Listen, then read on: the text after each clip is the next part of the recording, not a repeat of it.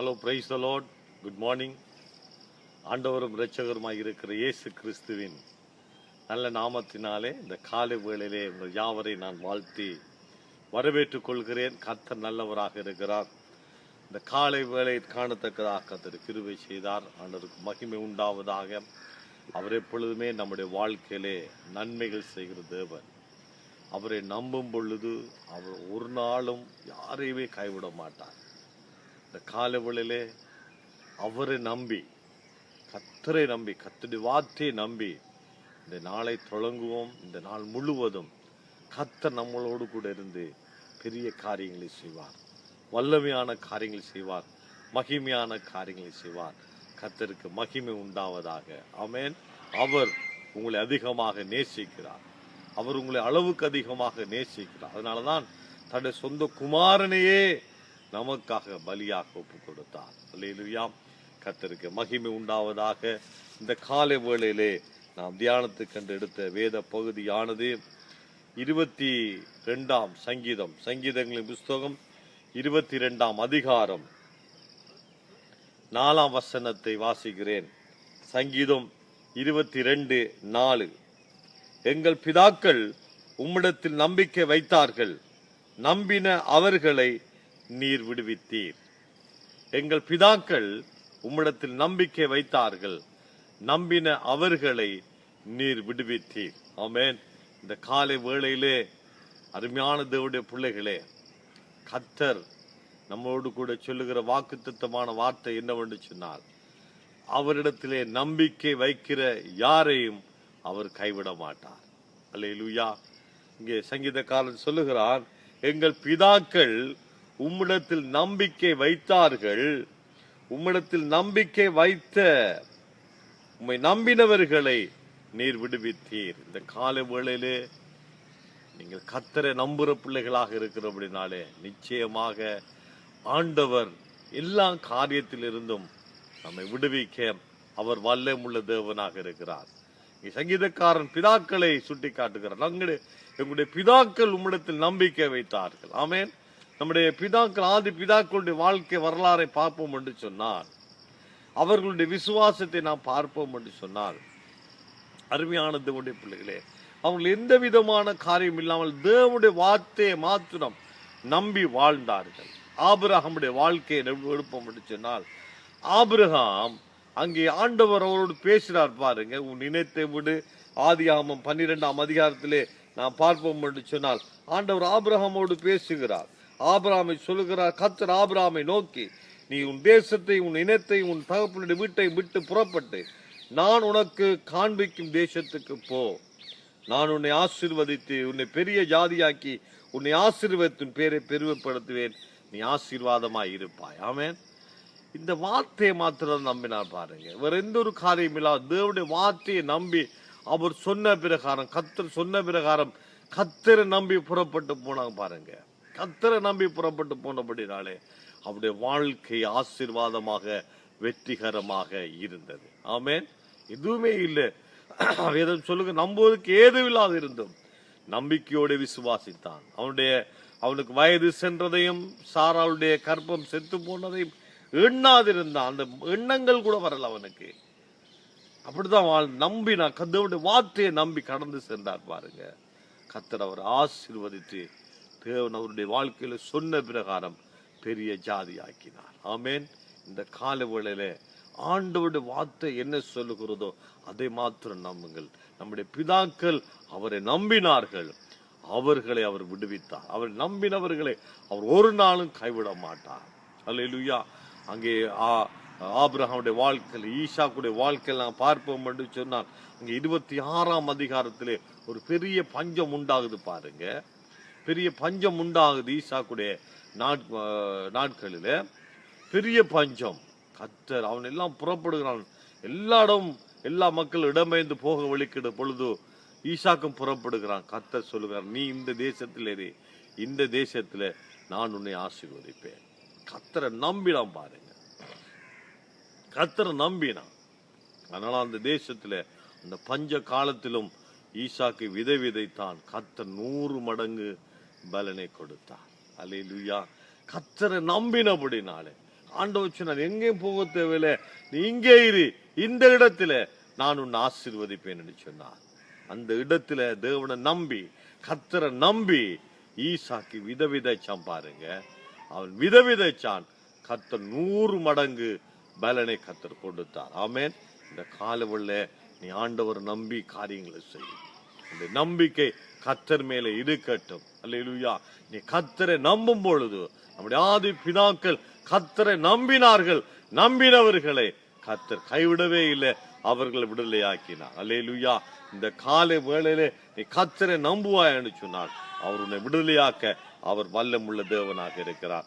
ஆபிரகாமுடைய வாழ்க்கையில, ஈசாக்குடைய வாழ்க்கையில, யாக்கோப்புடைய வாழ்க்கையில பார்ப்போம். யாக்கோப்பு ஒன்றுமே இல்லாமல் வெறுங்கையாக கடந்து செல்லுகிறான் பாருங்க. கர்த்தர் அவனோடு கொடுத்து அவனுக்கு வார்த்தை அவன் ஆசீர்வதித்தார் பாருங்க. அவன் சொல்லுகிறான், வெறுங்கையாக நான் கடந்து சென்றேன், வெறுங்கையாக கடந்து சென்றேன், 2 பரிவாரங்களோடு கூட வருகிறேன். ஆமென். கர்த்தர் அவர் நம்பினவர்களை கர்த்தர் ஆசீர்வதித்தார். அவர் கைவிடவே இல்லை. ஆதி பிதாக்கள் அங்கே கர்த்தரை நம்பினார்கள், நீர் அவர்களை கைவிடவே இல்லை, நீர் அவர்களை விடுவித்தீர் என்று சொன்ன பிரகாரம் கர்த்தர் அவர்கள் எல்லாரையும் ஆசீர்வதித்தார். ஆபிரகாமை அவ்விதம் ஆசீர்வதித்தார், ஈசாக்கு ஆசீர்வதித்தார், யாக்கோப் ஆசீர்வதித்தார். யோசேப்புடைய வாழ்க்கையில பாருங்க, கர்த்தர் அவனுக்கு ஒரு தரிசனத்தை கொடுக்கிறார். அந்த தரிசனத்தை அவன் நம்பினான் பாருங்க. தான் எப்படி இருக்க போறேன்னு சொல்லி புரிந்து கர்த்தர் அவனோடு பேசினார் பாருங்க. அவனுடைய எதிர்காலத்தை குறித்து கடவுள் பேசினார் பாருங்க.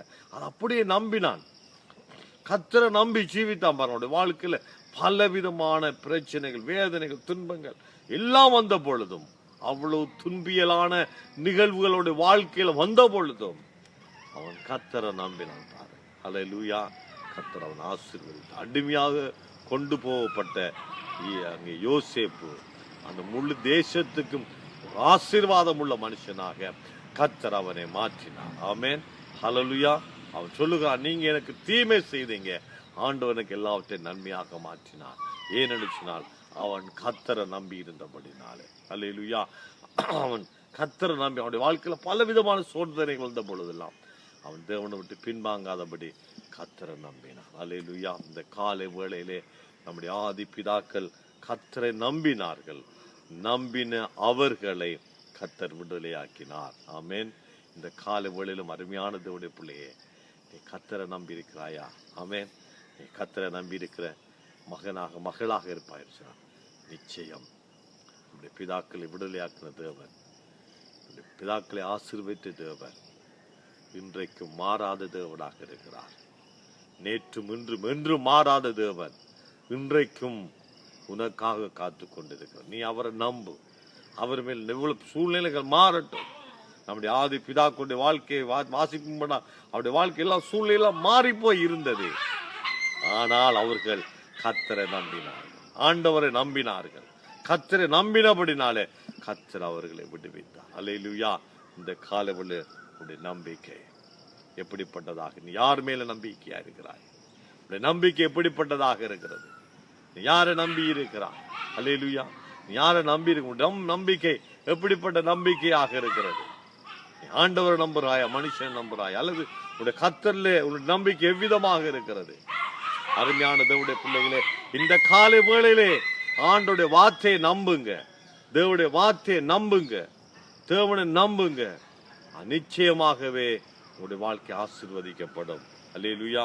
நீதிமொழிகள் புஸ்தகம் 23ஆம் அதிகாரம், நீதிமொழிகள் புஸ்தகம் 23ஆம் அதிகாரம் 18ஆம் வசனம் சொல்லுகிறது, நிச்சயமாகவே முடிவு உண்டு, உன் நம்பிக்கை வீண் போகாது.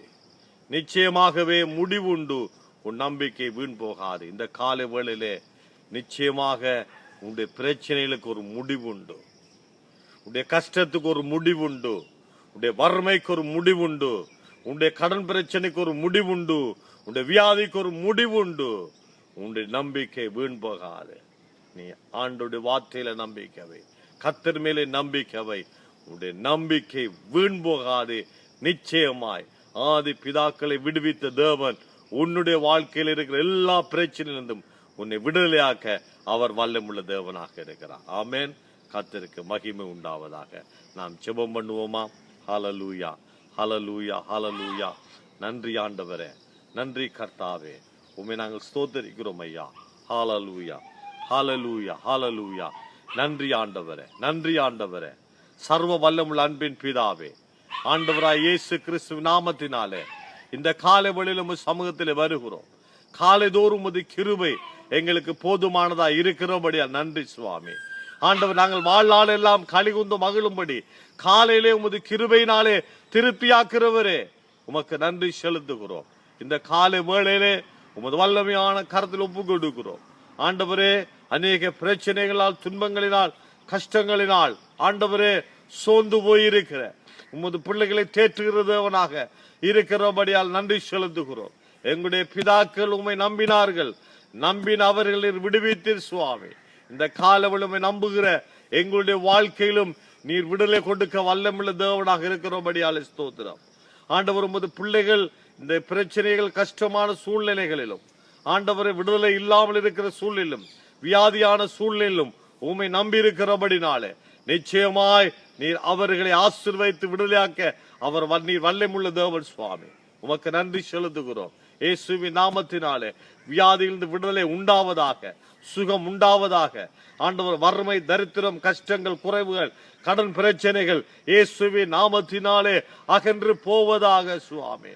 ஆண்டவரே, இந்த காலவெளியில் சொன்னீரே, நிச்சயமாகவே முடிவுண்டு, உன் நம்பிக்கை வீண் போகாத என்ற பிரகாரம் ஆண்டவரே, இந்த கால வேளையிலே உமது பிள்ளைகளுடைய வாழ்க்கையில அது குடும்ப பிரச்சனையா இருக்கலாம், கணவன் மனைவிக்குள்ள இடையில இருக்கிற பிரச்சனையாக இருக்கலாம், பொருளாதார பிரச்சனையாக இருக்கலாம், ஆண்டவர் வியாதியான பிரச்சனையாக இருக்கலாம். ஆண்டவர், நீ சொல்லுகிற பிரகாரம் நிச்சயமாகவே அவற்றுக்கு முடிவு உண்டு சுவாமி. நீர் அதிலிருந்து விடுதலையாக்க வல்லமுள்ள தேவன் சுவாமி. அவருடைய நம்பிக்கை ஒரு நாளும் முன் போகாது. நம்பினவர்களை நீ கைவிடாத தேவன் சுவாமி. உம்மை நம்பினவர்களின் உயர்ந்த அடைக்கலத்தில் வைக்கிற தேவன் சுவாமி. இந்த காலவெளியில் நீர் ஆசீர்வதிப்பீராக, ஒவ்வொருவரையும் ஆசீர்வதிப்பீராக. தேவ சமாதானத்தில் ஒப்பு கொடுக்கிறோம். இந்த நாள் முழுவதும் உமது பிள்ளைகள் கைகளின் பிரயாசங்களை ஆசீர்வதிங்க.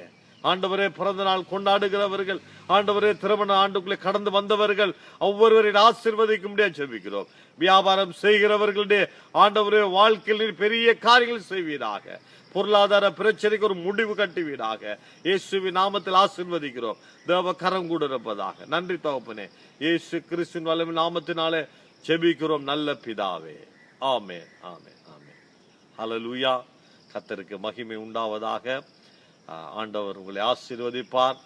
நிச்சயமாகவே முடிவுண்டு. உங்கள் நம்பிக்கை வீண் போகாது. ஆதி பிதாக்கள் கர்த்தரை நம்பினபடினாலே அவர்களை விடுதலையாக்கினார். நாம் கர்த்தரை நம்புகிறபடினாலே நிச்சயமாகவே முடிவுண்டு. நம்முடைய நம்பிக்கை ஒரு நாளும் வீணாகாது. ஆமென். கர்த்தர் உங்களை ஆசீர்வதிப்பார். எங்களோடு இணைந்ததுக்காக தொடர்ந்தும் ஒவ்வொரு நாளும் காலை 6 மணி தொடக்கம் என்னுடைய இந்த ஒளிபரப்பை பார்க்கலாம். ஞாயிற்றுக்கிழமை மாத்திரம் 9 மணிக்கு என்னுடைய ஆலயத்தின் ஆராதனையில் பேசப்படுகிற தேவ செய்தியை நீங்கள் நேரடியாக கேட்கலாம். அதோடு கூட யூடியூப்லே எங்களுடைய பிரசங்கங்கள், தேவனுடைய செய்திகள் அங்கே காணப்படுகிறது. நீங்கள் யூடியூப்லேயே பார்க்கலாம். ஆண்டவர் உங்களை ஆசீர்வதிப்பார். இதை மற்றவர்களுக்கு அறிமுகப்படுத்துங்கள். இதுக்காக ஜெபம் பண்ணுங்கள். இந்த கால வேளையிலே நாங்கள் ஒரு பெரிய குழுவாக நிலாவளியில் இருக்கிறதான கோபாலபுரம், பத்தாங்கட்டை போன்ற பகுதிகளிலே நாங்கள் சுவிசேஷ ஊழியம் செய்ய இருக்கிறோம். அதுக்காக ஜெபம் பண்ணுங்கள். நாங்கள் போகிற அந்த காரியங்களுக்கு மெப்பெல்லாம் நாங்கள் ஃபேஸ்புக்கில் நாங்கள் போட்டிருக்கிறோம். பார்த்து அந்த பகுதிகளுக்காக ஜெபம் பண்ணுங்க. இந்த நாளில் கர்த்தர் பெரிய காரியங்கள் செய்வார். கர்த்தருக்கு மகிமை உண்டாவதாக. ஆண்டவர் உங்களை ஆசீர்வதிப்பாராக. மீண்டும் நாளை காலை அங்கே 9 மணிக்கு எங்களுடைய ஆராதனையிலே உங்களை சந்திக்கிறேன். கர்த்தர் உங்களை ஆசீர்வதிப்பார். God bless you. Bye bye.